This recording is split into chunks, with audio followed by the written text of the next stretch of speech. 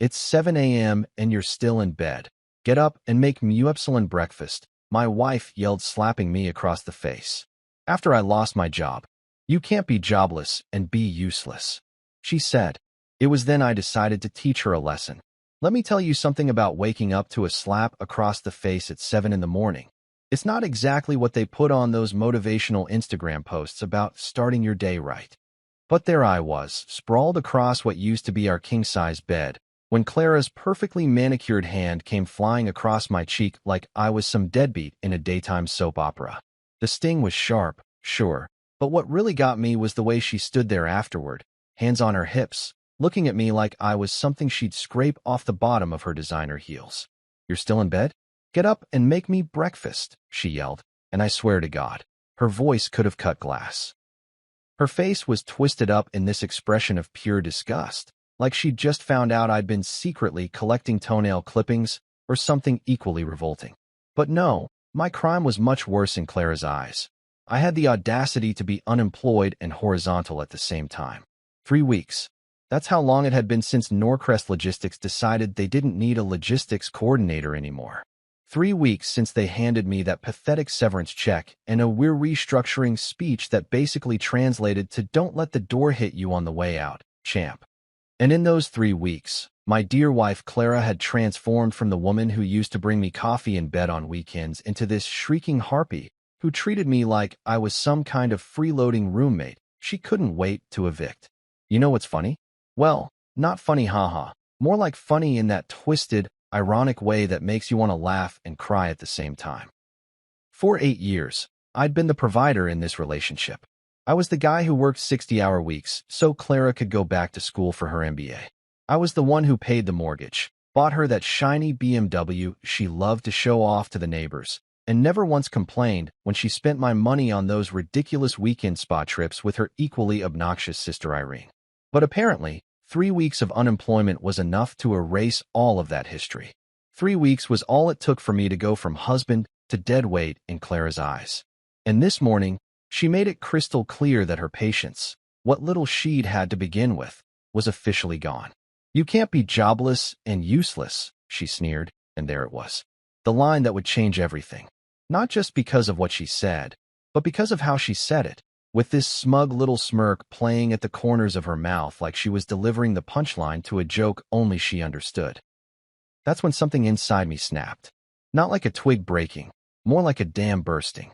All those years of taking her crap, of nodding along when she made little digs about my lack of ambition, of pretending I didn't notice when she rolled her eyes at my jokes in front of our friends.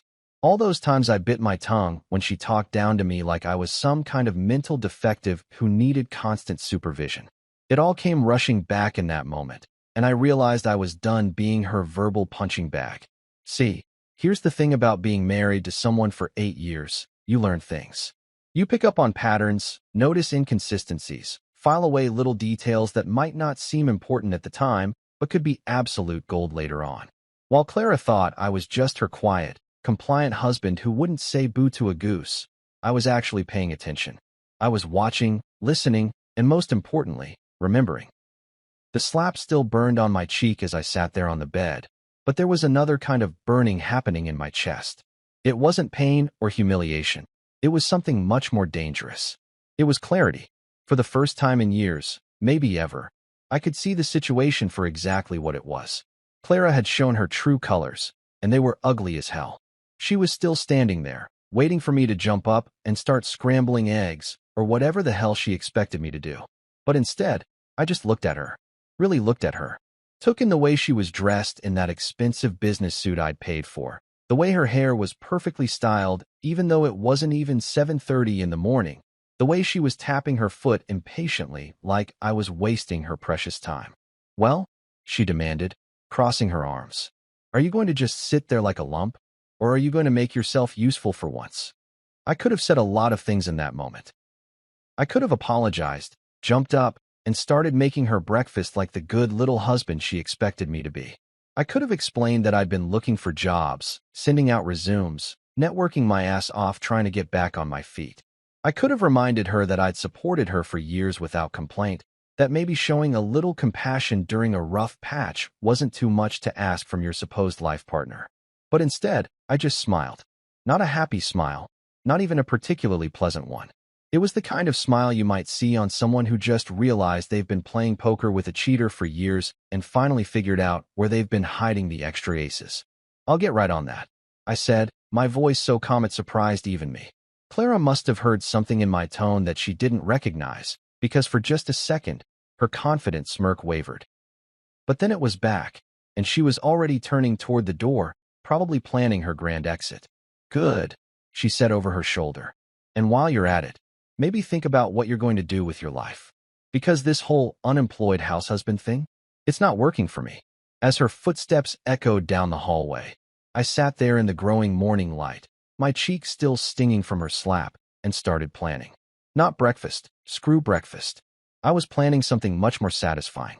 Something that would teach Clara exactly what happens when you mistake kindness for weakness, silence for stupidity, and patience for powerlessness. She thought she held all the cards now that I'd lost my job. She thought she was the one with leverage, with options, with power. But Clara had made one crucial mistake in all her calculations. She'd forgotten that I wasn't just her unemployed husband. I was her unemployed husband who knew all her secrets. 8 years. That's how long I'd been married to Clara. And let me tell you, it's amazing how much bullshit you can endure when you're convinced it's just a rough patch that'll smooth out eventually. Spoiler alert, it doesn't smooth out. It just gets more creative in its ability to make you question your own sanity. When we first got married, Clara was different. Or maybe I was just too blinded by love, or lust, or whatever the hell it was, to see the warning signs flashing like a neon sign at a strip club. She was ambitious, sure, but back then I thought that was sexy. She had goals, dreams, plans for the future that included both of us climbing some imaginary ladder to success together. What a joke that turned out to be. See, Clara had this public persona that was absolutely flawless. I'm talking Martha Stewart meets Oprah Winfrey with a dash of that perfect Instagram mom who somehow manages to look like she stepped out of a magazine even when she's supposedly just running errands. She was polished in a way that made other women hate her and other men wish their wives would take notes.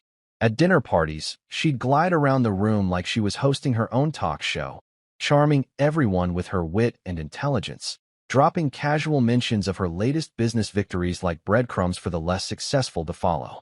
Our friends ate it up. "You're so lucky to have Clara," they'd say, and I'd nod along like, "Yeah, I hit the jackpot. She's got it all figured out," they'd add, and again, I'd smile and agree because that's what you do when you're the supporting character in someone else's success story. What they didn't see was what happened when the audience went home and the curtain came down on Clara's one-woman show. Behind closed doors, my wife was about as warm and supportive as a tax audit. Every conversation was a performance review where I somehow always came up short. "Why don't you apply for that promotion?" she'd ask, but the way she said it made it sound like she was really asking, "Why are you such a pathetic underachiever?" When I try to share something about my day, she'd listen with this glazed-over expression like I was explaining the intricacies of watching paint dry. But here's the kicker. I supported her through everything. When she decided she wanted to go back to school for her MBA, who do you think footed the bill? When she needed to quit her job to focus on her studies, who picked up the slack and worked extra hours to keep us afloat?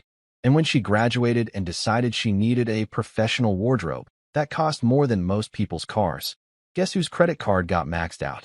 That BMW sitting in our driveway? The one she loved to casually mention in conversations like, "Oh, I just need to move my BMW so you can get the garbage cans." Yeah, I bought that too.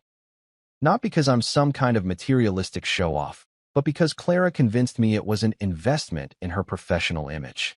Apparently, financial advisors can't be seen driving anything less than luxury. Who knew? For years, I told myself this was just how marriage worked. You support each other through the tough times, you invest in each other's dreams, and eventually, it all pays off for both of you. I was playing the long game, being the stable foundation while Clara built her empire. I figured once she got established in her career, once we were both in a good place financially, things would balance out. We'd be partners again instead of me being her personal ATM and cheerleading squad rolled into one. But then I lost my job at Norcrest Logistics. and suddenly Clara's true colors came out brighter than a highlighter on white paper. The very first day I came home with the news, her reaction wasn't concern or sympathy or even basic human decency. It was panic. Not for me, but for her. "What are we going to do about the mortgage?" was the first thing out of her mouth. Not, "Are you okay?" or "We'll figure this out together." Just immediate concern about how my unemployment was going to affect her lifestyle. Within a week, the belittling started. Little comments here and there about how I needed to network better or think outside the box when it came to job hunting. She'd make jokes at dinner with friends about how I was exploring my options, but the way she said it made it sound like I was sitting around eating bonbons and watching soap operas all day instead of sending out dozens of resumes and going on interviews. Her sister Irene, and don't even get me started on that piece of work, would come over and they'd have these conversations where they thought they were being subtle, but I could hear every word. "He's really peaked, hasn't he?" Irene would say, and Clara would laugh like it was the funniest observation in the world. "I mean, some people just don't have that drive, you know?" And Clara would nod along like she was talking about some stranger instead of her husband of 8 years. The thing is, while Clara was busy treating me like her personal disappointment, she had no idea that I'd been paying attention to a lot more than just her mood swings. See, when you're married to someone who thinks they're smarter than everyone else in the room, they tend to get a little careless about covering their tracks. Those late nights at the office, I'd started noticing they coincided pretty regularly with a certain coworker named Darren posting Instagram stories from the same restaurants Clara claimed she was working at. Those mysterious charges on her credit card, they lined up perfectly with hotel stays in the city that she'd never mentioned. And those private phone calls she'd taken the other room? Well, let's just say I'd gotten pretty good at being in the right place at the right time to overhear some very interesting conversations. But here's where Clara really screwed up.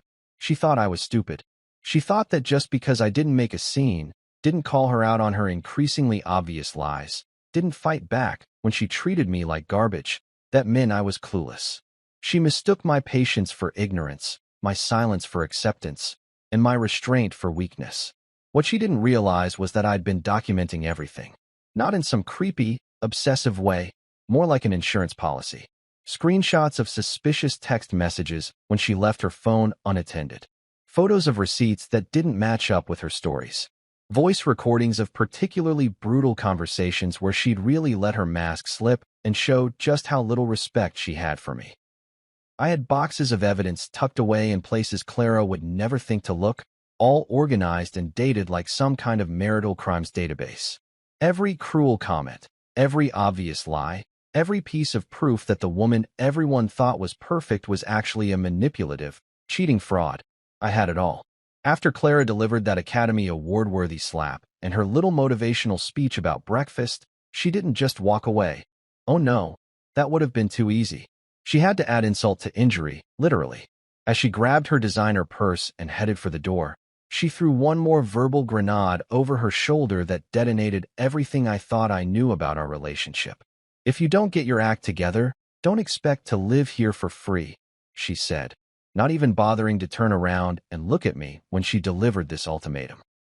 The words hung in the air like toxic smoke, and I just sat there on the bed, my cheeks still burning from her slap, trying to process what she'd just said. Live here for free? Live here for free? Let me paint you a picture of just how spectacularly wrong Clara was about this particular detail. When we bought this house 5 years ago, and by we, I mean I, because guess whose name is on the deed? It was my credit score that got us approved for the mortgage. My salary that qualified us for the loan. My down payment that came from the savings account I'd been contributing to since before Clara was even a blip on my romantic radar. But here's the beautiful part.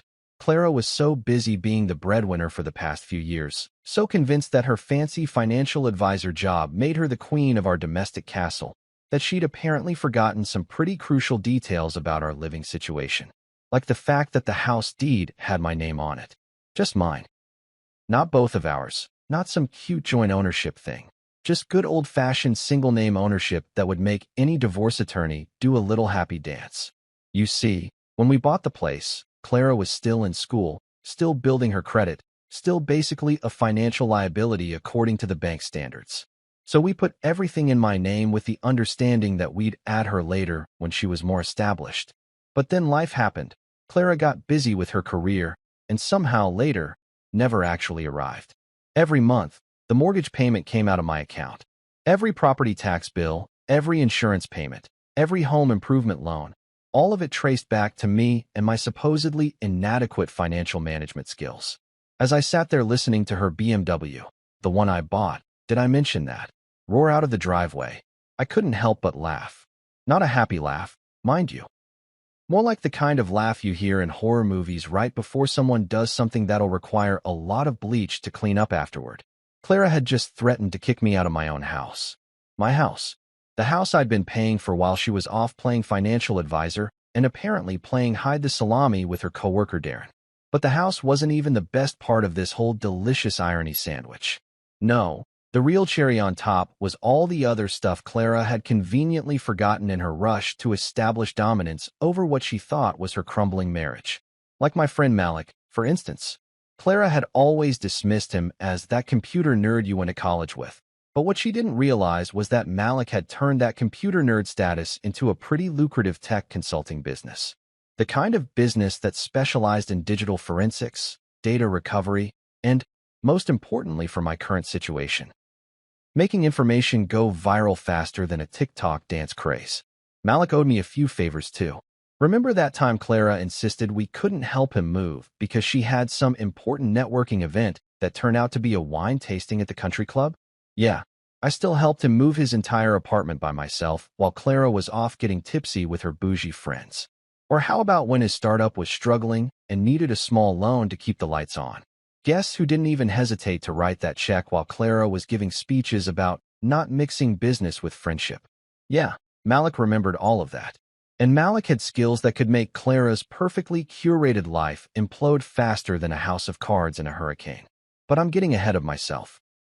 Right now, I was still in the afterglow of Clara's spectacular miscalculation, sitting in MY bedroom, in MY house, with MY mortgage payment automatically deducted from MY bank account every month, while she drove off to work in the car I bought her, probably thinking she'd just laid down the law to her deadbeat husband. The more I thought about it, the funnier it got. Clara prided herself on being this sharp, calculating businesswoman who could spot a bad investment from a mile away, but she'd somehow missed the fact that she was living in a house she had no legal claim to, driving a car that was registered in my name, and married to a guy who'd been quietly documenting her affairs and financial improprieties for months. Speaking of which, it was probably time to organize all that evidence I'd been collecting. I walked over to my desk, the one in the home office of MY House, and pulled out the file folder I'd been keeping in the locked drawer. Clara thought it was where I kept old tax returns, which technically wasn't wrong, but it was also where I kept something much more interesting. Screenshots of text messages between Clara and Darren that would make a sailor blush. Photos of them going into hotels together during what Clara claimed were client meetings. Recordings of phone conversations where Clara called me everything but my actual name. Most of them involving colorful descriptions of my character, my manhood, and my general worth as a human being. But the real goldmine was the financial stuff. See, Clara might have been good at her job, but she wasn't quite as good as she thought she was. Those late-night, emergency client calls she'd been taking, some of them were actually her bragging to Darren about how she'd been skimming money from client accounts, funneling their investments into high-risk ventures that paid her bigger commissions, and generally treating her clients' retirement funds like her personal gambling money. I had it all. Every boastful confession, every admission of guilt, every piece of evidence that would not only end her career, but probably land her in some serious legal trouble. The kind of trouble that makes you really appreciate having a house to live in, assuming you're not too busy serving time for financial fraud. But Clara didn't know any of that. In her mind, she was the one holding all the cards, the successful career woman who was finally putting her loser husband in his place. She thought her threat about me living for free was her trump card, the thing that would finally motivate me to get my act together and start groveling for her approval again. What she didn't realize was that she'd just declared war on someone who'd been preparing for battle for a very long time. You know what's absolutely hilarious about people who think they're smarter than everyone else? They get so comfortable in their superiority complex that they start making rookie mistakes a community college ethics student could spot from space. Clara was the poster child for this phenomenon, and her workplace shenanigans at Alder and Finch were about to become Exhibit A in my case for how to destroy your own life through pure arrogance. Clara loved to talk about her job. Not to me directly, of course. That would have required acknowledging my existence as something more than furniture that occasionally needed feeding. But she'd brag to her friends, her sister, hell, probably to the checkout guy at Whole Foods about how she was this ethical financial advisor who really cared about her clients' futures. She'd go on and on about her fiduciary responsibility, her commitment to transparency, and her dedication to building long-term wealth for hardworking families. What a load of absolute horseshit. See, Clara made one crucial mistake in all her years of treating me like background noise. She assumed I wasn't paying attention when she took her private calls. You'd think someone who worked in finance would understand the concept of insider information and keeping sensitive conversations actually, private. But Clara was so convinced of my general uselessness that she'd take calls from Darren right there in the living room while I was watching TV. Apparently thinking my brain was too fried by unemployment to process what she was saying. Boy, was she wrong about that. Those late-night conversations weren't just about their sordid little affair, though there was plenty of that gross stuff to wade through. No, the really juicy parts were when Clara would get all giggly and conspiratorial, bragging about how she was maximizing revenue streams and optimizing commission structures, which, translated from corporate bullshit speak, meant she was screwing over her clients harder than she was screwing Darren. I had recordings of her laughing, actually laughing, about funneling some retired teacher's pension money into high-risk cryptocurrency investments because the commission was 3 times higher than the boring, stable bonds the woman had specifically requested. She'll never know the difference, Clara had said. And if it pays off, she'll thank me. If it doesn't, well, that's why they invented fine print. There was the time she bragged about convincing a young couple to take out a second mortgage to invest in some sketchy real estate venture that existed primarily on paper and in the imaginations of the scam artists running it. The commission on that deal apparently paid for that spa weekend she took with Irene, the one where she complained the entire time about how stressed she was from working so hard for ungrateful clients. But my personal favorite was when she told Darren about her little side hustle of skimming extra fees from elderly clients who she figured wouldn't notice or wouldn't complain even if they did. What are they going to do, fire me? Half of them don't even remember what they had for breakfast, let alone what their portfolio fees should be, she'd said. And I could hear Darren laughing like it was the funniest thing in the world. Every single one of these conversations was now sitting in my private digital vault, carefully organized and time-stamped like evidence in a federal case. Because, let's be honest, that's probably what it was going to become once the right people heard these recordings. But here's where it gets really beautiful. Clara thought she was untouchable. She'd built this reputation at Alder and Finch as the golden girl, the one who could bring in new clients and keep them happy while generating serious revenue for the firm. She won awards, got her picture in the company newsletter, and was probably being fast-tracked for a promotion that would have made her ego even more insufferable than it already was. What she didn't realize was that all of her success was built on a foundation of fraud that was about as stable as a house of cards in a tornado. And I was about to be that tornado. That afternoon, while Clara was out shopping with Irene, probably spending money she'd stolen from some retiree's nest egg, I sat down at my computer and started crafting the most satisfying piece of correspondence I'd ever written. It was an anonymous report to Alder and Finch's compliance board, and let me tell you, it was a masterpiece of devastating detail. I didn't just dump all the evidence at once like some amateur. No, I was strategic about it. I started with the most damning financial irregularities, the ones that would be easiest for the compliance team to verify. Specific client accounts, exact dollar amounts, dates and times of unauthorized transactions. The kind of concrete evidence that doesn't require interpretation or context, just basic arithmetic and a functioning moral compass. Then I attached selected excerpts from Clara's recorded conversations, the ones where she explicitly admitted to violating her fiduciary duty and laughing about it. I made sure to include timestamps and context, so there'd be no question about what was being discussed or who was saying what. But the real cherry on top was the documentation of her relationship with Darren, because that opened up a whole other can of regulatory worms. Turns out, When you're having an affair with someone who works for a competing financial services firm, and you're sharing confidential client information during your pillow talk sessions, that's what the SEC likes to call a serious fucking problem. I spent hours crafting that report, making sure every detail was accurate, every piece of evidence was properly formatted, and every allegation was backed up by solid proof. By the time I was finished, it read like a prosecutor's wet dream, the kind of ironclad case that makes defense attorneys reach for the scotch before lunch. The best part? I sent it from a completely anonymous email address that Malik had helped me set up months ago. Untraceable, professional-looking, and guaranteed to land in the compliance board's inbox without any way for them to trace it back to Clara's supposedly useless husband. As I hit send, I couldn't help but smile thinking about what Clara's day was going to look like tomorrow. She'd probably waltz into the office with that smug confidence she wore like expensive perfume, ready for another day of screwing over clients and bragging about it to her boyfriend. Instead, she was going to walk into a shitstorm that would make Hurricane Katrina look like a light drizzle. Because when compliance boards get anonymous tips backed up by this much evidence, they don't waste time with gentle inquiries or friendly conversations. They bring in the investigators, freeze the accounts, and start asking the kind of questions that make careers disappear faster than free pizza at a college dorm. Clara thought she was untouchable, protected by her reputation and her results.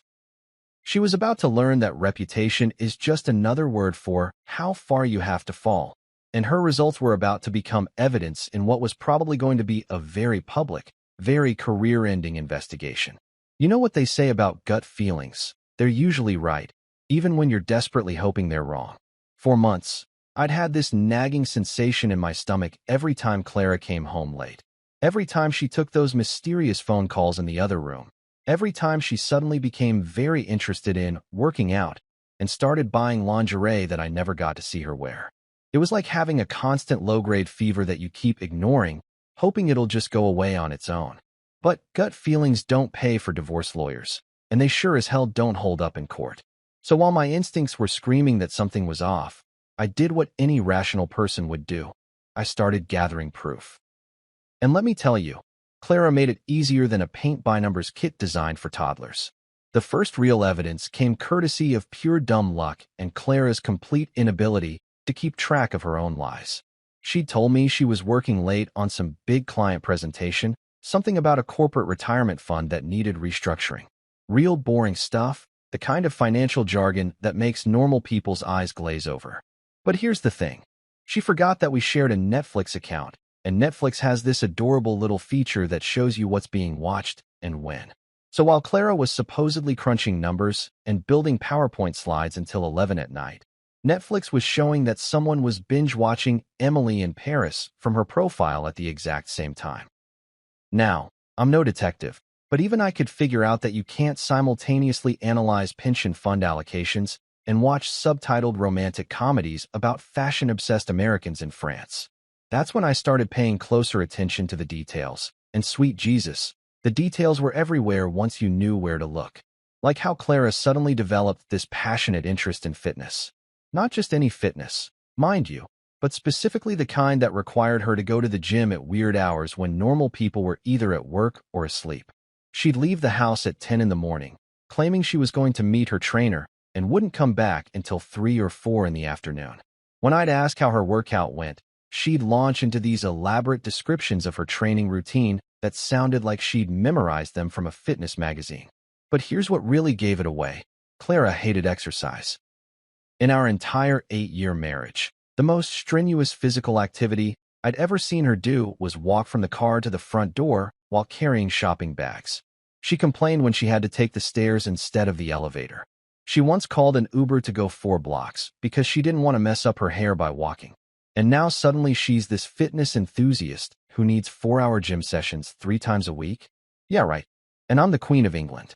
So I started following her, which sounds creepier than it actually was. I wasn't hiding in bushes with binoculars or anything that dramatic. I just happened to be in the neighborhood when she was heading to her gym sessions, and wouldn't you know it, her route never actually went anywhere near a gym. Instead, it went straight to the Marriott downtown, where she'd disappear into the parking garage and not come out for hours. That's when I started taking pictures. Not because I'm some kind of voyeur, but because I knew that if this whole thing went south, which it obviously was going to, I'd need proof that would hold up when lawyers got involved. So I got myself a decent camera with a zoom lens, nothing too fancy, just something that could capture clear images from a reasonable distance. The money shots came on a Tuesday afternoon when Clara was supposed to be meeting with elderly clients about their estate planning. Instead, she was meeting with Darren in the hotel parking garage, and they were doing a lot more than discussing investment strategies. I got photos of them getting out of separate cars, photos of them going into the hotel together, and, because I'm nothing if not thorough, photos of them coming out 3 hours later looking like they'd just participated in some very non-professional activities. But the visual evidence was just the appetizer. The real feast was the audio recordings I'd been collecting from Clara's increasingly careless phone conversations. See, Clara had this habit of taking calls in what she thought were private spaces, like the bathroom or the back porch, apparently under the impression that I was too stupid or too uninterested to eavesdrop. What she didn't know was that I'd invested in some pretty sophisticated recording equipment, the kind that could pick up conversations through walls and windows with crystal clear quality. The conversations with Darren were absolute gold mines of incriminating information, not just the obvious affair stuff, although there was plenty of that. I'm talking about detailed discussions of their sexual encounters, complete with commentary on my supposed inadequacies as a husband. Clara would describe our bedroom, or lack thereof, if we're being honest, in terms that would make a porn star blush, always with this tone of superiority, like she was some kind of sexual expert who was tragically married to an amateur.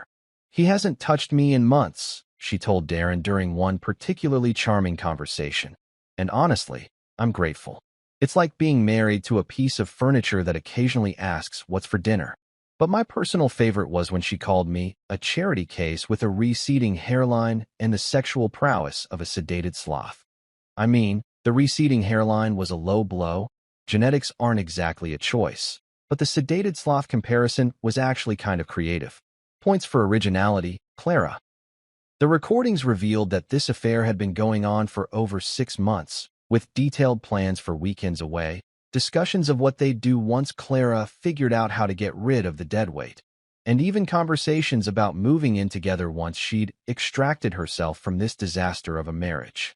What really got me, though, were the recordings where Clara wasn't just cheating on me. She was actively mocking everything about our relationship to her friends. Phone calls with her sister Irene, where she'd laugh about how I used to be somebody, but had really let himself go since losing my job. Conversations with her work friends where she'd describe me as basically a glorified house sitter who occasionally remembers to take out the trash. One particularly brutal recording captured Clara telling a group of her girlfriends that staying married to me was like keeping a pet that's outlived its usefulness, but you feel too guilty to put it out of its misery. The way they all laughed at that comparison was like getting kicked in the gut by someone wearing steel-toed boots. But here's the thing about being married to someone for 8 years. You learn to read between the lines, and Clara's lines were practically spelling out her entire game plan in neon letters. She wasn't just having an affair. She was systematically planning to destroy me while positioning herself as the victim of a failed marriage to a loser who couldn't provide for his family. The voice notes I'd recorded revealed her strategy in painful detail. She was going to wait until I found another job, then immediately file for divorce, claiming that my period of unemployment had put an irreparable strain on our relationship. She'd already consulted with a lawyer, without telling me, obviously, about how to maximize her settlement while minimizing any responsibility for supporting me. What she didn't realize was that every conversation she had, every lie she told, every cruel comment she made was being carefully documented and stored in multiple locations. I had backups of backups, copies stored in safe deposit boxes, and digital files uploaded to secure cloud servers that would survive a nuclear apocalypse. By the time I was finished collecting evidence, I had enough material to write a book about marital betrayal, complete with photographs, audio commentary, and detailed timelines of every lie, every affair, and every moment of calculated cruelty that Clara had inflicted on our marriage. She thought she was playing chess while I was playing checkers, but what she didn't realize was that I'd been playing an entirely different game, one where patience and preparation beat arrogance and assumption every single time. As I sat in my home office that afternoon, organizing all this evidence into neat little folders labeled with dates and descriptions, I couldn't help but appreciate the irony. Clara thought she was so smart, so careful, so superior to her stupid, unemployed husband. But every move she'd made, every lie she'd told, every cruel word she'd spoken had been carefully documented by the very person she'd dismissed as too pathetic to matter. The USB drive I created that day, labeled for when it's time, contained enough evidence to destroy not just our marriage, but Clara's entire carefully constructed image of herself as the successful, ethical, put-together woman everyone thought they knew. It was my insurance policy, my nuclear option, and my guarantee that when this whole thing went down, I wouldn't be the one left standing in the wreckage wondering what the hell had just happened. If there's one thing I learned from 8 years of marriage to Clara, it's that she valued her public image more than oxygen itself. This woman would literally rather suffocate than be caught looking less than perfect in front of the neighbors. Her entire identity was built around being the successful, charitable, put-together wife that everyone else wished they could be. She was like a walking Instagram filter, carefully curated and designed to make other people feel inadequate about their own lives. Clara's Sunday routine was a masterpiece of calculated virtue signaling. Every week, she'd wake up early to do her hair and makeup, because God forbid she show up to church looking like a normal human being who'd just rolled out of bed. She'd put on one of her carefully selected, modest but fashionable outfits, the kind that said, "I'm a good Christian woman who also happens to have impeccable taste and probably spends more on a single blouse than you make in a week." At St. Matthew's Episcopal, Clara was practically royalty. She volunteered for every charity drive, organized the annual bake sale, and somehow managed to work her professional success into every conversation without making it sound like bragging. "Oh, I'd love to help with the budget committee," she'd say with false modesty. "I do work in financial planning, so I might have some insights." It was like watching a performance artist whose medium was humility and whose canvas was other people's insecurities. The other church ladies ate it up with a spoon. Clara was their success story, the woman who proved you could have it all: the career, the marriage, the perfect house, the charitable heart. They'd gather around her after service like disciples around a guru, hanging on every word of wisdom about time management and work-life balance. If they only knew that Clara's idea of work-life balance involved screwing her coworker during lunch breaks and then coming home to insult her husband over dinner. But church was just the opening act for Clara's public image tour. The real show happened at community events, where she could really let her fake personality shine. Our neighborhood association meetings were like Clara's personal TED Talks, where she'd hold court about property values and community standards while somehow managing to mention her BMW, her job at a prestigious financial firm, and her recent vacation to whatever trendy destination was Instagram-worthy that month. She had this way of volunteering for committees that made it seem like she was doing everyone a huge favor by gracing them with her presence. "Well, I suppose I could chair the holiday decorating committee," she'd say, like she was sacrificing her precious time for the greater good instead of desperately seeking another platform to showcase her superiority complex. The neighbors loved her, of course. Who wouldn't love someone who organized beautiful events, always brought expensive wine to potlucks, and made everyone else's contributions look pathetic by comparison? She was the kind of neighbor who made property values go up just by existing in the vicinity, the one whose Christmas light display was so elaborate it probably showed up on satellite imagery. But here's the thing about being married to someone for 8 years. You get to see what happens when the cameras stop rolling. And what happened when Clara thought no one was watching was absolutely fucking disgusting. I had recordings of her mocking the pastor's wife, Mrs. Henderson, a sweet woman in her 70s who'd been nothing but kind to both of us since we started attending St. Matthew's. Clara would imitate her slight lisp, laugh about her tragic fashion choices, and make cruel jokes about how the poor woman probably hadn't gotten laid since the Carter administration. "Did you see what she wore to the potluck?" Clara would say to Darren during their phone calls. "I swear she shops at the same store as my grandmother, and my grandmother's been dead for 5 years." She was even worse about our neighbors. The Johnsons next door, who'd always been friendly and helpful, were regular targets of Clara's vicious commentary. She'd record voice messages for Darren describing Mr. Johnson as a wannabe handyman who couldn't fix a paper cut with duct tape, and Mrs. Johnson as a desperate housewife who thinks bringing me cookies will somehow make us friends. The fact that Mrs. Johnson had baked those cookies because she knew I'd lost my job and thought we might need some kindness during a tough time just made Clara's cruelty even more revolting. But my personal favorite was when she talked about her own mother, a woman who'd worked 2 jobs to put Clara through college and had never asked for anything in return except the occasional phone call. Clara described her as a burden I have to deal with, complained about the modest Christmas gifts she sent, and actually said, and I have this recorded, "I swear to God, if she moves in with us when she gets older, I'm putting her in the cheapest nursing home I can find and pretending I don't know her."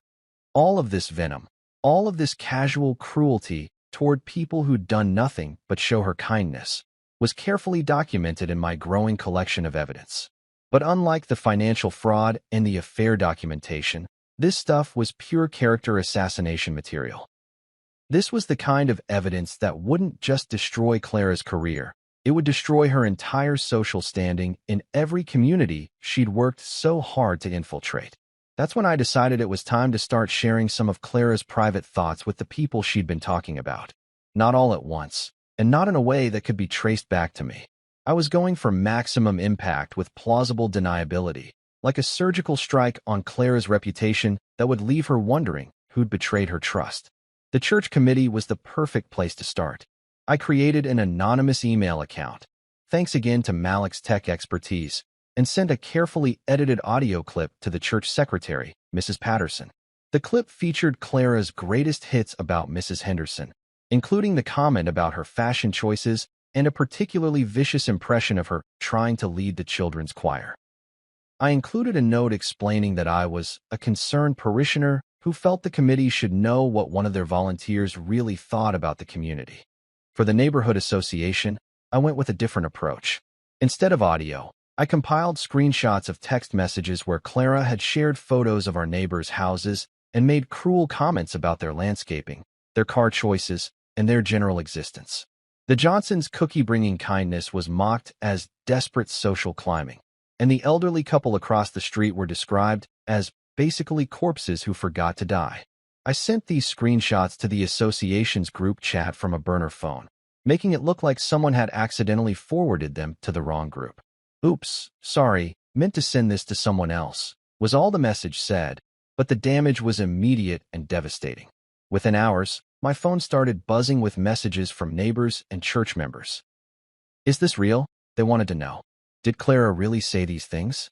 The audio clips and screenshots were spreading faster than gossip at a high school reunion, shared from person to person with the kind of shocked fascination that comes from discovering your golden child is actually a sociopath.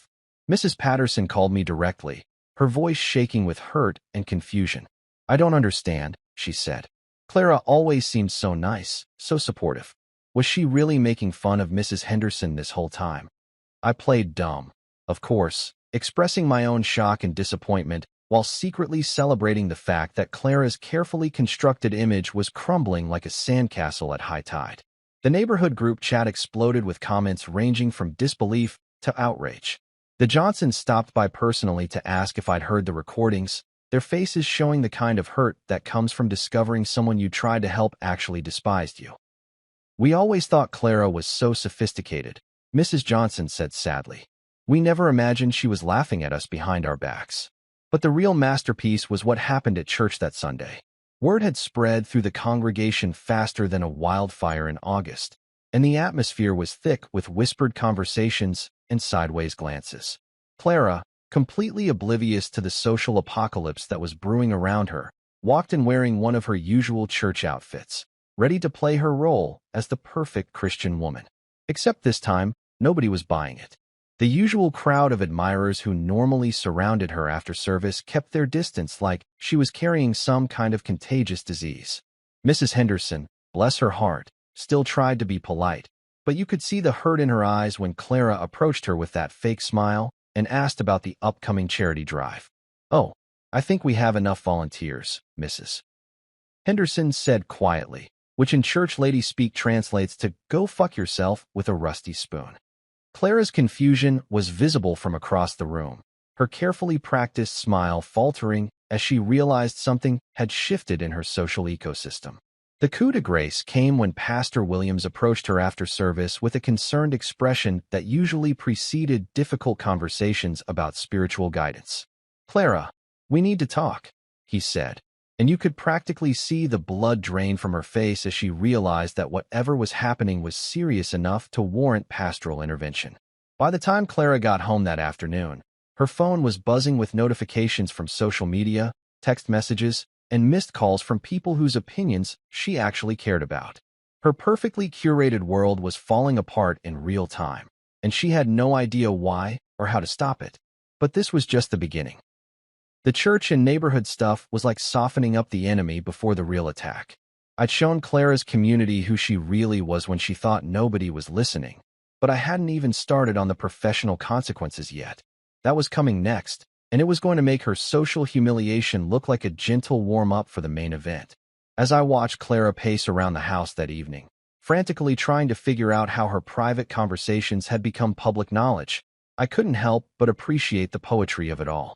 For years, she'd used her public image as a weapon against me, making me feel small and inadequate by comparison to her social success.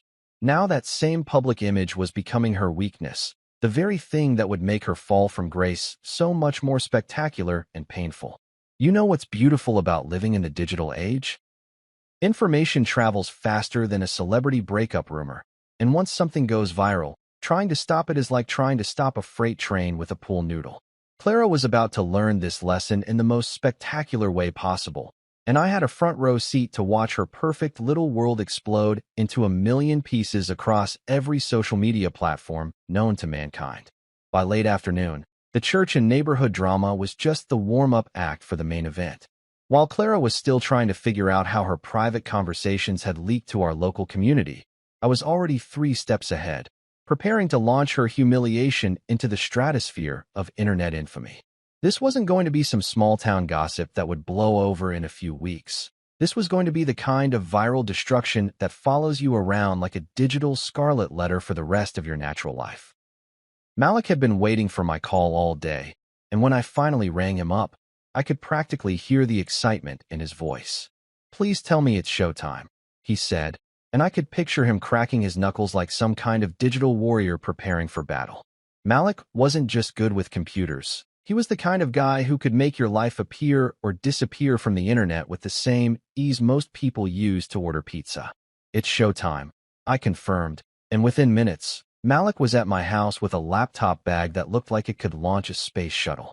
"Dude, I've been looking forward to this ever since you told me what that witch did to you," he said, setting up what looked like a mobile command center on my kitchen table. "She's not going to know what hit her." The plan was elegant in its simplicity and devastating in its execution. We weren't just going to leak Clara's private conversations to a few people and hope they'd spread naturally. We were going to weaponize social media itself, using every platform, every algorithm, and every viral mechanism to ensure that Clara's true personality reached the maximum number of people in the shortest possible time.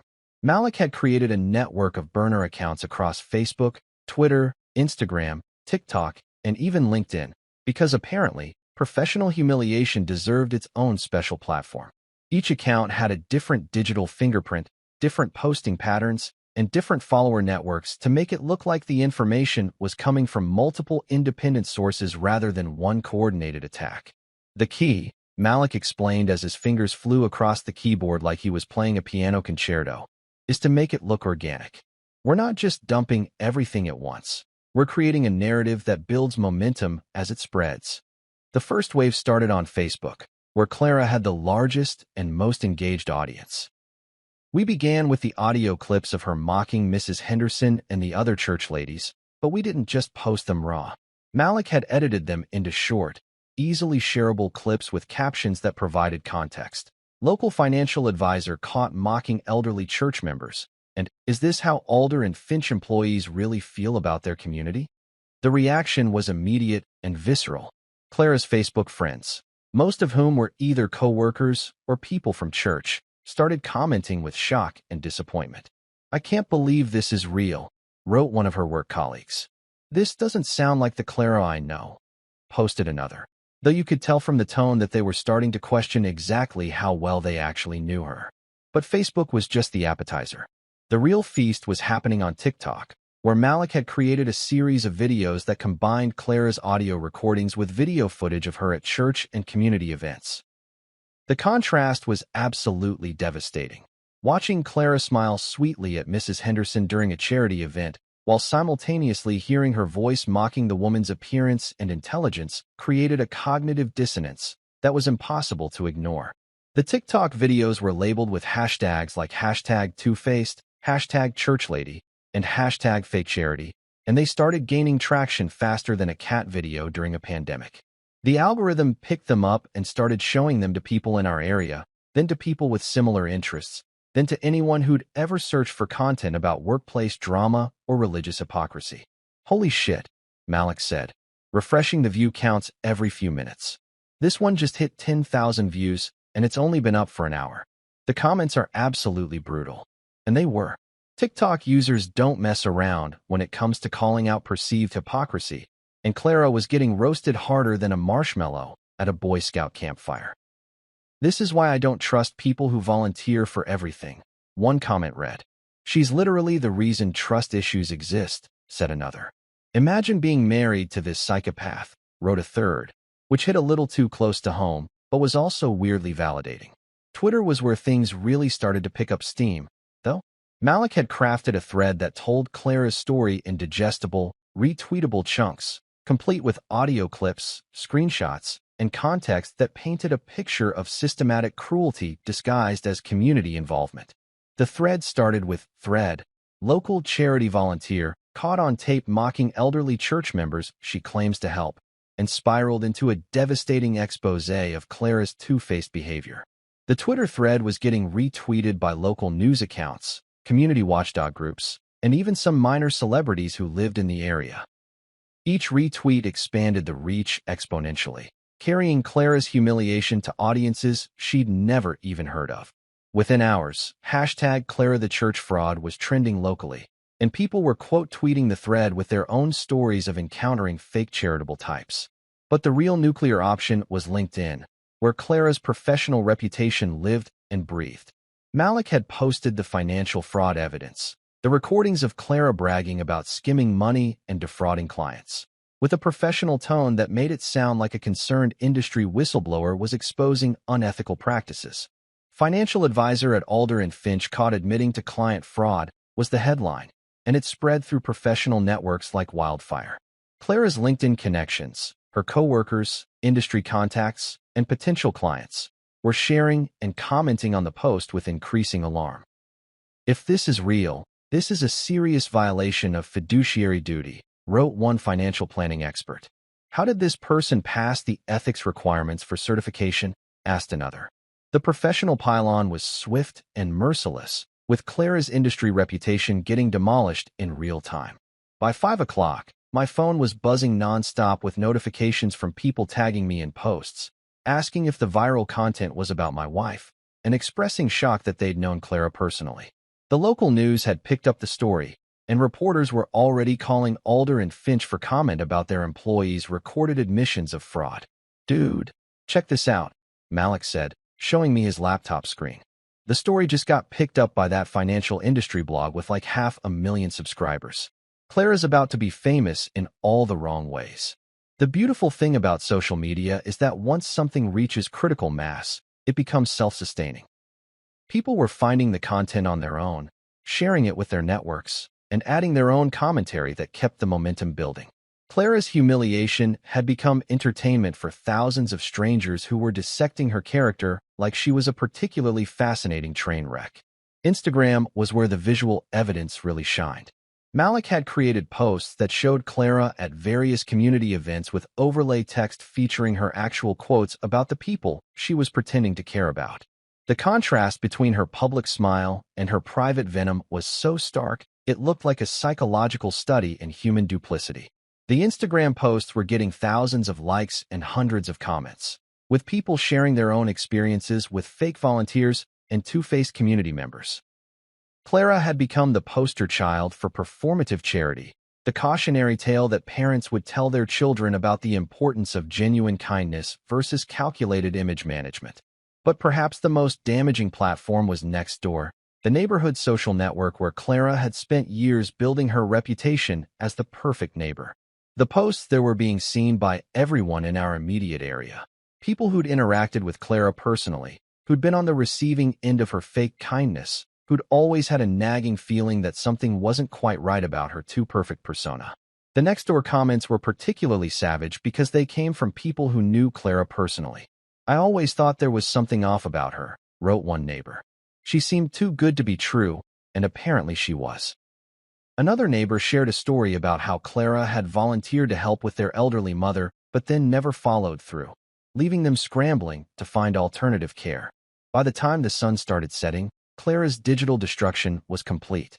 Her name was trending on multiple platforms. Her face was attached to viral content across the internet, and her reputation was being dissected by thousands of strangers who'd never met her but felt qualified to judge her character based on her own recorded words. The beautiful irony was that Clara had created this situation entirely by herself. Every cruel comment, every mocking impression, every admission of fraud had come directly from her own mouth.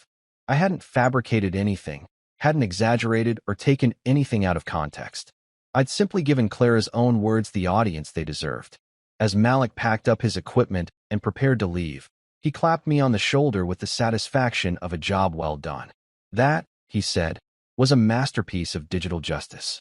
Clara's about to walk into a shitstorm that makes Hurricane Katrina look like a light drizzle." And he was right. By the time Clara came home from work, she was going to discover that her entire carefully constructed life had been exposed, examined, and found wanting by more people than she'd ever met. Her phone would be buzzing with notifications, her inbox would be flooded with messages, and her professional contacts would be distancing themselves faster than passengers on a sinking ship. The best part? This was all just the opening act. The social media firestorm was devastating, sure, but it was also just the setup for the real destruction that was coming.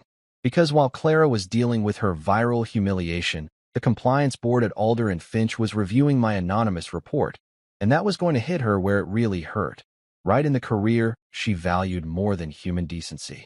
There's something almost zen-like about watching your carefully laid plans come to fruition, especially when those plans involve the complete and total destruction of someone who's spent years treating you like garbage.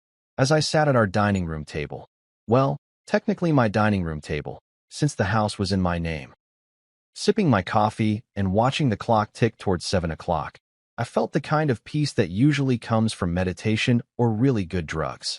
The coffee was perfect, by the way. French roast with just a splash of cream, brewed in the expensive machine Clara had insisted we needed because presentation matters even at home. The irony wasn't lost on me that I was using her pretentious coffee setup to caffeinate myself for what was about to be the most satisfying conversation of our 8-year marriage. My phone had been buzzing all afternoon like an angry hornet trapped in a mason jar, but I'd been ignoring it with the kind of discipline that would make a Buddhist monk proud. Every notification was another piece of evidence that Clara's world was imploding in spectacular fashion, but I didn't need to check social media to know how bad things had gotten. The steady stream of cars driving slowly past our house told me everything I needed to know about how thoroughly her reputation had been nuked from orbit. Around 6:30, I heard the familiar sound of Clara's BMW pulling into the driveway with more aggression than usual. The engine revved harder than necessary. The car door slammed with the force of someone who was having the worst day of their professional life, and her heels clicked against the walkway with the rapid-fire intensity of machine gun bullets. But I didn't move from my spot at the table, didn't rush to the window to see what kind of state she was in, didn't prepare myself for the inevitable confrontation that was about to unfold.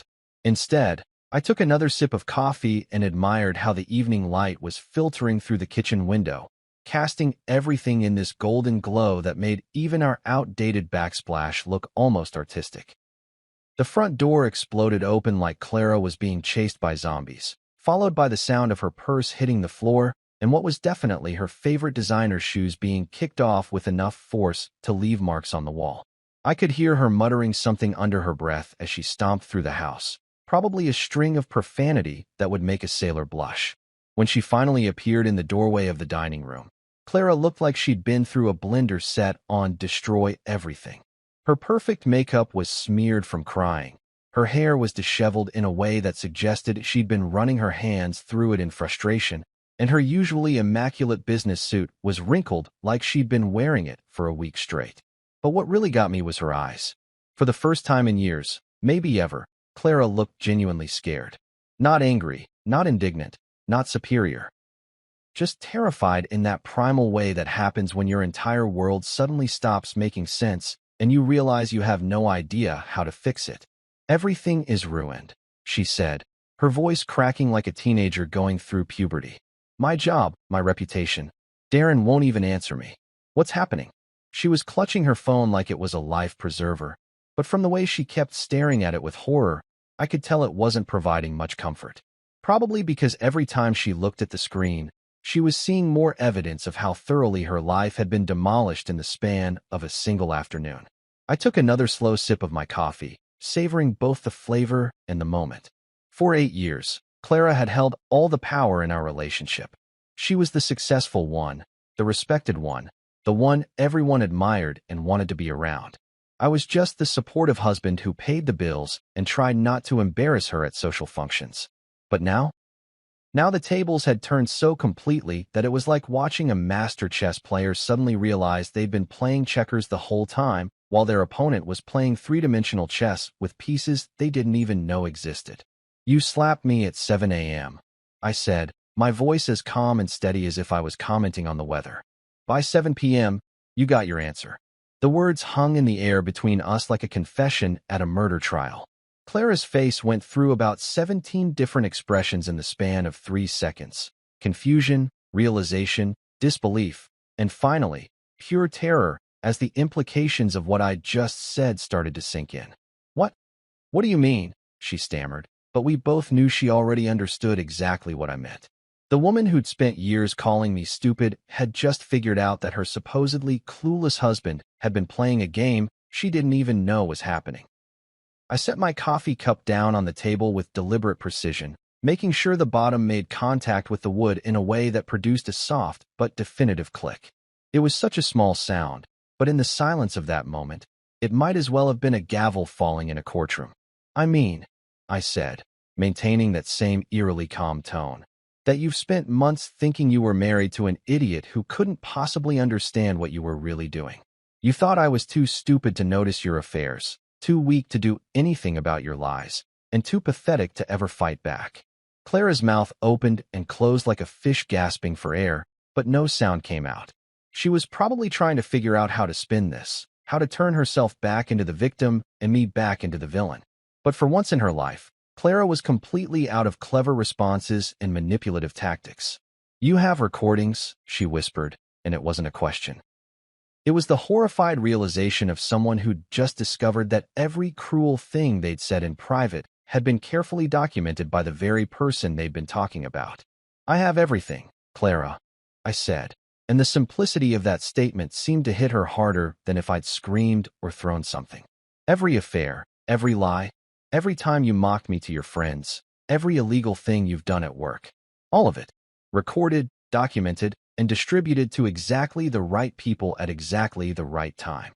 She collapsed into the chair across from me like someone had cut the strings holding her upright.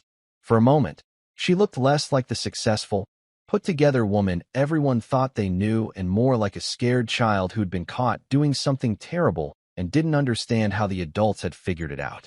Why? She asked, and there was something almost pathetic about the way she said it, like she genuinely couldn't comprehend why someone might want revenge after being treated like dirt for years. Because, I said, finishing the last of my coffee and setting the empty cup down with the same deliberate precision, you made one crucial mistake. You assumed that patience was the same thing as powerlessness. You thought that silence meant acceptance. You confused kindness with stupidity and restraint with weakness. I stood up from the table, smoothing down my shirt in a gesture that was probably more casual than Clara could handle given the circumstances. And most importantly, you forgot that the person you were destroying still had feelings, still had intelligence, and still had the capacity to fight back when pushed too far. Clara was staring at me like she was seeing me for the first time, which in a way, she probably was. For 8 years, she'd seen me as an extension of herself, a supporting character in her story, a problem to be managed rather than a person to be respected. Now she was getting her first real look at who I actually was when I stopped playing the role she'd assigned me. "What happens now?" she asked, her voice barely above a whisper. I looked at her for a long moment, taking in her destroyed makeup, her terrified expression, and her complete inability to understand how she'd ended up in this position despite having orchestrated every single event that led to it. "Now," I said, heading toward the kitchen to rinse out my coffee cup, "you get to find out what it feels like to have your life completely out of your control, just like I did for the past 8 years. If I thought Clara looked like hell the night before, she looked like hell's unloved stepchild the next morning. I woke up around 7, force of habit from years of employment, and found her sitting at the kitchen table, still wearing yesterday's wrinkled business suit, her phone clutched in her hands like a lifeline to a world that no longer wanted anything to do with her. She'd clearly been up all night, probably refreshing social media feeds and watching her reputation get annihilated in real time by thousands of strangers who'd never met her but felt qualified to judge her character based on her own recorded words. Her makeup had migrated to various parts of her face in abstract patterns that would have been artistic if they weren't so pathetic, and her hair looked like she'd been electrocuted by her own anxiety. "I called in sick," she said without looking up from her phone, her voice hoarse from what I assumed was a combination of crying and screaming into pillows. I can't go in there today. Everyone's seen those videos. Everyone knows." I poured myself a cup of coffee from the machine. The same expensive setup Clara had insisted we needed because presentation matters even at home, and settled into the chair across from her with the casual ease of someone who'd had the best night's sleep in years. Because honestly, knowing that justice was finally being served had been better than Ambien for helping me achieve quality rest. "I'm sorry," Clara continued, and those were 2 words I'd been waiting 8 years to hear, though the context wasn't quite what I'd imagined. "I know I was horrible to you. I know I said terrible things, did terrible things. But we can fix this, right? We can work through this." The desperation in her voice was almost uncomfortable to witness. This was a woman who'd spent years treating me like an inconvenient roommate she couldn't wait to evict, and now she was practically begging for forgiveness like I was her last hope for salvation. Which, to be fair, I probably was. "I'll stop seeing Darren," she said, finally looking up from her phone with eyes that were red-rimmed and puffy from crying. "I'll quit my job. We can move somewhere else, start over. I'll be better, I promise. I'll be the wife you deserve." It was almost touching, in a pathological kind of way. Clara was offering to become the person she should have been all along, but only because her current version had been exposed as a fraud and destroyed beyond repair. She wasn't sorry for what she'd done. She was sorry she'd been caught. "I've been thinking," I said, taking a slow sip of my coffee and savoring both the flavor and the moment, "about what you said yesterday morning. About me living here for free." Clara's face went through several expressions: confusion, hope, and then dawning horror as she remembered exactly what she'd said and probably started to guess where this conversation was heading. "I was angry," she said quickly. "I didn't mean it. You know I didn't mean it. This is our house, our home. We built this life together." "Actually," I said, pulling out a folder I'd prepared the night before while Clara was having her social media meltdown, "that's not quite accurate. See, I did some research yesterday, went through some old paperwork, and I discovered something interesting." I opened the folder and spread the documents across the table like I was dealing cards in the world's most expensive poker game. House deed, mortgage papers, property tax records, insurance documents. All of it clearly showing that the house Clara thought she could kick me out of was actually mine and mine alone. "The house deed," I said, pointing to the relevant document, "has always been in my name. Just mine. Not both of ours. Not some romantic joint ownership situation. When we bought this place 5 years ago, you were still in school, still building your credit, still basically unemployable according to the bank standards." Clara stared at the paperwork like it was written in ancient hieroglyphics, her brain apparently unable to process the legal reality of her situation. But we're married. What's yours is mine, right? Community property. That's adorable," I said, gathering up the documents and sliding them back into the folder. But community property laws are a little more complicated than that, especially when it comes to assets acquired before marriage or purchased with separate funds, which this house was. The truth was even sweeter than I'd imagined it would be.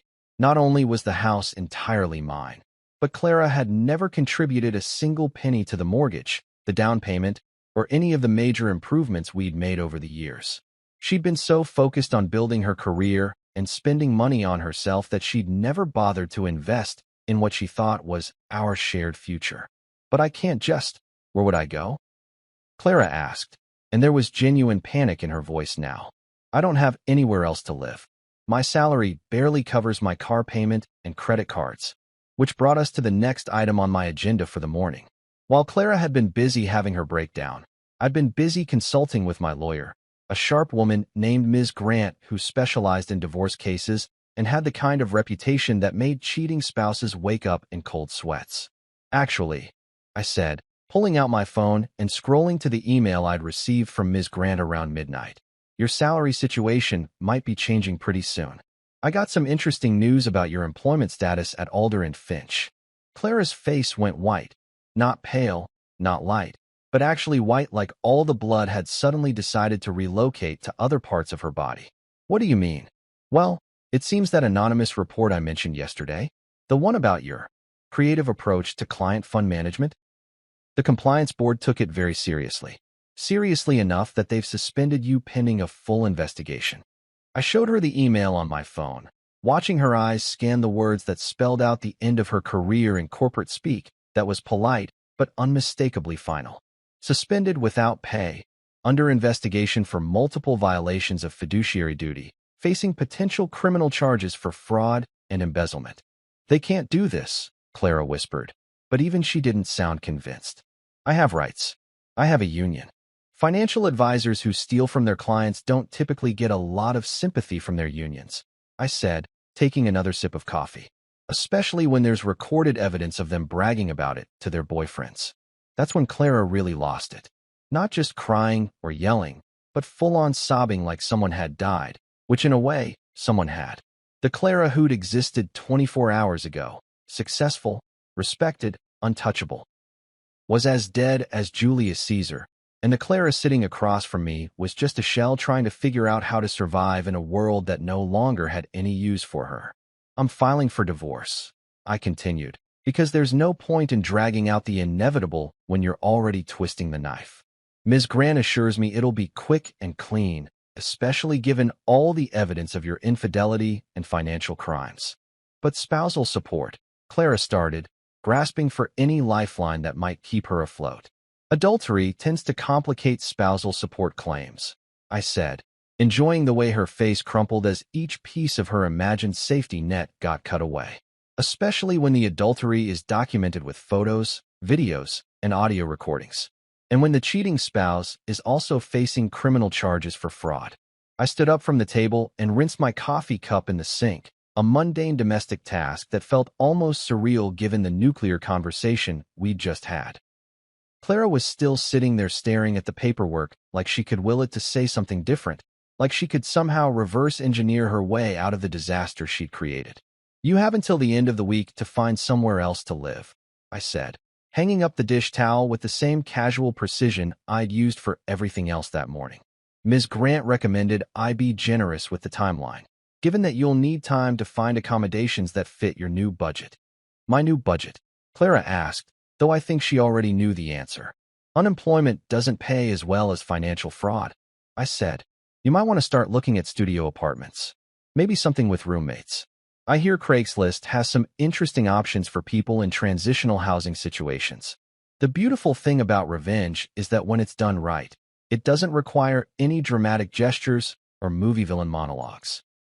Sometimes the most devastating thing you can do to someone is simply let them experience the natural consequences of their own actions, amplified by a little strategic documentation and timing. Clara had built her entire life on a foundation of lies, cruelty, and fraud. All I'd done was remove the supports that were keeping that foundation from collapsing under its own weight. She'd destroyed herself. I'd just made sure the destruction was public, comprehensive, and irreversible. "Why are you doing this to me?" she asked, and there was genuine confusion in her voice, like she couldn't understand how treating someone like garbage for 8 years might eventually result in consequences. "I'm not doing anything to you, Clara," I said, gathering up my folder and heading toward the door. "I'm just making sure you get exactly what you've earned." As I left her sitting there in the wreckage of her former life, surrounded by legal documents that spelled out her new reality in black and white, I felt something I hadn't experienced in years: complete and total satisfaction. Not happiness exactly, but the deep contentment that comes from knowing that justice has been served and the universe has finally balanced its books. Clara thought she'd been playing chess while I was playing checkers, but what she didn't realize was that I'd been playing an entirely different game. One where patience and preparation beat arrogance and cruelty every single time. And now, finally, the game was over. 3 months later, I stood in the doorway of my new apartment across town, holding the last box of my belongings and taking one final look at the space that had become my sanctuary. It wasn't much to look at, a modest 2-bedroom in a complex that definitely wasn't going to impress anyone at neighborhood association meetings. But it was mine in a way that the house had never really felt like mine, even when my name was on the deed. The apartment came furnished with the kind of generic furniture that screamed fresh start rather than successful homeowner, but I'd grown to love its simplicity. No expensive coffee machines that existed solely for show, no designer throw pillows that cost more than most people's grocery budgets, no carefully curated artwork chosen to impress visitors rather than actually bring joy. Just basic, functional stuff that served its purpose without making any grand statements about my social status or financial success. The best part? The silence. After 8 years of living with Clara's constant criticism, her phone calls with Darren, her performative conversations with friends and family where she'd subtly undermine me while pretending to be supportive, the simple peace of a quiet evening was like discovering I'd been holding my breath for nearly a decade and could finally exhale. I set the box down on the kitchen counter and opened a beer, a cheap domestic brand that Clara would have mocked as trailer park champagne, but that tasted like freedom to me. Through the window, I could see families in the complex courtyard, kids playing on the swings while their parents sat on benches talking about normal things like soccer practice and weekend plans. No one was trying to impress anyone else. No one was performing for an invisible audience, and no one was keeping score of who had the better car or the more successful career. It was beautifully, refreshingly ordinary. The fallout from Clara's destruction had been even more spectacular than I'd imagined it would be. The Alder and Finch investigation had uncovered enough financial irregularities to keep a team of forensic accountants busy for months, and Clara's recorded admissions of guilt had made the whole thing pretty much open and shut from a legal perspective. She'd been fired, obviously, but that was just the appetizer. The main course was the criminal charges for embezzlement and fraud, which were still working their way through the system, but would likely result in some quality time in a minimum security facility where the dress code was significantly less flexible than her former workplace. Darren, predictably, had disappeared faster than a $20 bill at a strip club once Clara's legal troubles became public knowledge. Turns out that when you're facing potential prison time and social media infamy, you're not quite as attractive to cheating partners who were mainly interested in the excitement of sneaking around with someone successful.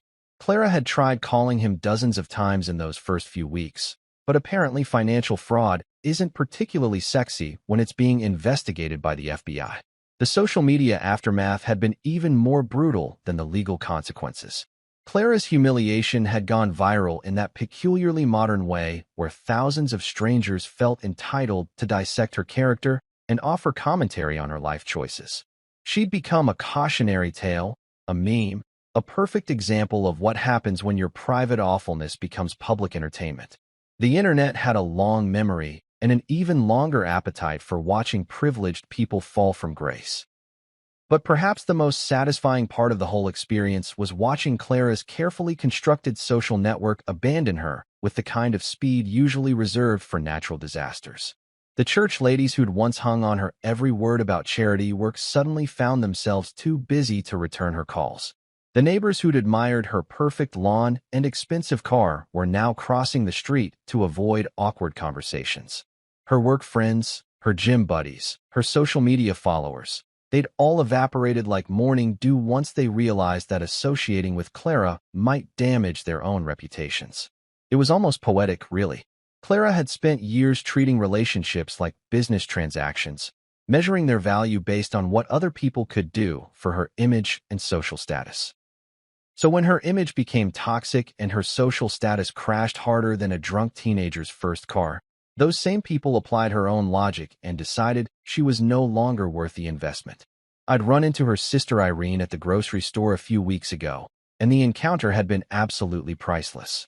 Irene, who'd spent years making snide comments about my employment prospects and general worth as a human being, had suddenly become very interested in examining the nutritional information on a box of cereal when she spotted me in the produce section. The woman who'd once acted like she was doing me a favor by acknowledging my existence was now treating me like I had some kind of contagious disease that might rub off on her if we made eye contact. "How's Clara doing?" I'd asked with the kind of innocent concern that probably sounded genuine to anyone who hadn't spent 8 years being insulted by both of them. "She's adjusting," Irene had replied, which in sister speak probably meant having a complete psychological breakdown, but too proud to admit it. The divorce had been finalized last month, and just as Ms. Grant had predicted, it was quick, clean, and absolutely devastating for Clara. No spousal support, no claim to the house, no shared assets beyond the few pieces of furniture she'd managed to take with her to whatever low-rent situation she'd found. The prenup we'd never bothered to sign turned out to be irrelevant when one spouse had documented evidence of the other's adultery, fraud, and general sociopathic behavior. Clara had tried to fight it, of course.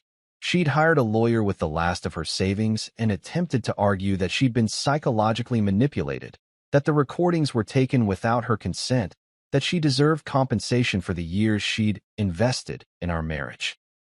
But it's hard to claim victimhood when there's video evidence of you mocking elderly church members and audio recordings of you bragging about stealing from clients. The final hearing had been almost anticlimactic. Clara had shown up looking like a discount version of her former self, wearing a suit that was obviously secondhand and makeup that couldn't quite hide the stress lines that had appeared around her eyes. She'd sat next to her lawyer looking small and defeated, while Ms. Grant efficiently dismantled every argument for why she deserved anything more than the legal minimum required for a divorce involving adultery and financial crimes. When the judge finalized the decree, Clara had looked at me across the courtroom with something that might have been regret or might have been hatred. It was hard to tell the difference at that distance. But I just nodded politely, the way you might acknowledge a stranger in an elevator, and walked out of the courthouse feeling lighter than I had in years. As I finished my beer and started unpacking that last box of belongings, I reflected on the strange journey that had brought me to this moment. A year ago, I'd been a middle-aged logistics coordinator married to a woman who treated me like an inconvenience she couldn't wait to dispose of. I'd been living in a house that felt like a museum of someone else's success, working a job that barely paid enough to fund my wife's lifestyle, and slowly losing pieces of myself to someone who valued my existence only in terms of what I could provide for her image. Now I was unemployed, divorced, living in a modest apartment, and drinking cheap beer while surrounded by secondhand furniture. By most conventional measures, my life had gotten significantly worse over the past year, but I'd never been happier. Because sometimes the best revenge isn't about destroying someone else. It's about freeing yourself from the person who was destroying you. Clara had mistaken my kindness for weakness, my patience for stupidity, and my silence for acceptance. She'd thought she could treat me like garbage indefinitely because I was too pathetic to fight back. She'd been wrong about that, just like she'd been wrong about pretty much everything else. As I settled into my new life, I whispered to myself the same words I'd been thinking for months. Sometimes the best revenge is simply letting them destroy themselves, with a little push.